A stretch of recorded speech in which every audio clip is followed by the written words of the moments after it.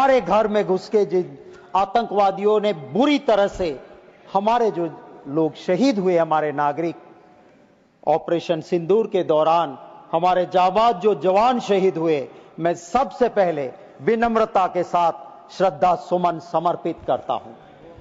माननीय उपसभापति महोदय, मैं कहूंगा हमारी उन बहनों का जिनके माथे का सिंदूर की कत्ल हुई है, मैं उनके लिए कहूंगा कि हम शर्मिंदा है।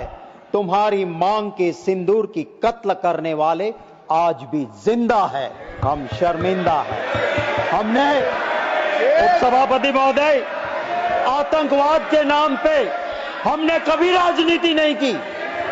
आतंकवाद के नाम पे चाहे कुछ भी हुआ है, उपसभापति महोदय, हमने दलगत राजनीति से ऊपर उठ के देश के हित में हर वक्त जो भी सरकारें रही उनको समर्थन किया है।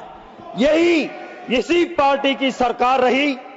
रघुनाथ मंदिर पे हमला हुआ, लाल किला पे हमला हुआ, अक्षरधाम पे हमला हुआ, हरेन पंड्या की हत्या हुई, हमारी इस पार्लियामेंट पे हमला हुआ, उरी हुआ, पठानकोट हुआ, पुलवामा हुआ, पहलगाम हुआ, और आतंकवाद के आका को एक कांधार जाके छोड़ने गए, और उसी वक्त भी हमने राजनीति नहीं की। उपसभापति महोदय, हमने सरकार जो भी रही उसको आतंकवाद के खिलाफ लड़ने में समर्थन किया। इन्होंने क्या किया? जब बंबई में आतंकवादी हमला हुआ, सारी सिक्योरिटी ने मना कर दिया कि अभी यहां पे आप इंटरव्यू मत दो, राजनीति मत करो। आज के प्रधानमंत्री गुजरात के मुख्यमंत्री थे, वहां जाके प्रेस कॉन्फ्रेंस ताज होटल के सामने करके राजनीति की। ये उनका इतिहास रहा है। माननीय उपसभापति महोदय, मैं सैल्यूट करता हूं हमारी जाबाज फौज के। उन्हीं के एक जीडी बख्शी साहब ने कहा कि क्या हो रहा है ये आरआर सेक्टर में। मैंने भी, उन्होंने कहा, काम किया है। जितनी फौज थी कटौती कर दी। 2 सेक्टर के लिए, जो एक सेक्टर में फौज रहती थी, अब 2 सेक्टर में बांट दी है। आतंकवादी घुसे, इसके लिए वजह है तो जीडी बख्शी साहब कहते हैं कि आपने फौज कम की है, उसी की वजह से ये हुआ है। माननीय उपसभापति महोदय, मैं जरूर ये कहना चाहूंगा कि इस देश की वो भी एक प्रधानमंत्री थी, इंदिरा गांधी जी। 7वां बेड़ा अमेरिका ने कहा हम भेज रहे हैं। उसने कहा तुम्हें जो करना है कर लो, 7वां भेजो, 10वां भेजो, मेरे देश की जनता और हमारी फौज हम तय करेंगे कि पाकिस्तान के साथ हमें क्या करना है। झुके नहीं। माननीय उपसभापति महोदय, आज क्या हुआ? एक और अमेरिका का प्रेसिडेंट कुछ और कह रहा है, हमारे प्रधानमंत्री कुछ और कह रहे हैं। अरे आके इतना तो कह दो कि वो झूठा है, हम आपके साथ हैं। घबराते क्यों हो? डरो मत, बताओ आप। और आज उपसभापति महोदय, हालत यह है, दुख होता है हमको भी, सोशल मीडिया में चलता है।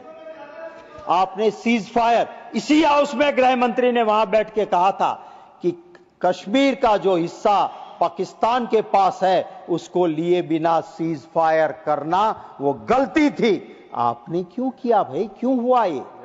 क्या करने की मजबूरी थी? सवाल तो ये था उपसभापति महोदय, जो चला सोशल मीडिया में कि पाकिस्तान ने कह दिया कि तुम्हारे दोस्त का वहां पोर्ट है, तुम्हारे दोस्त का वहां पावर स्टेशन है, उसको उड़ा देंगे, और आप झुक गए। आपने सीज फायर कर दिया। ये हालत आज हुई है। और समय खत्म हुआ आपका। Please, Shrimati Mamata Thakur, not going on record. Shri Niranjan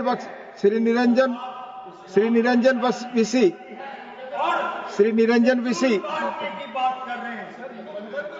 please, I have already taken more time.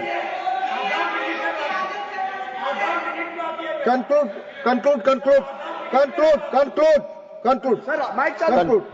Sir, मैं ये कहना चाहता हूं, मेरा टाइम भी है, अभी 15 सेकंड भी बाकी है। मैं यही कहना चाहता हूं कि सिंदूर अभी पूर्ण नहीं हुआ, अल्प विराम है। क्या आप अभी इस सिंदूर पे वोट की राजनीति करने निकले हैं?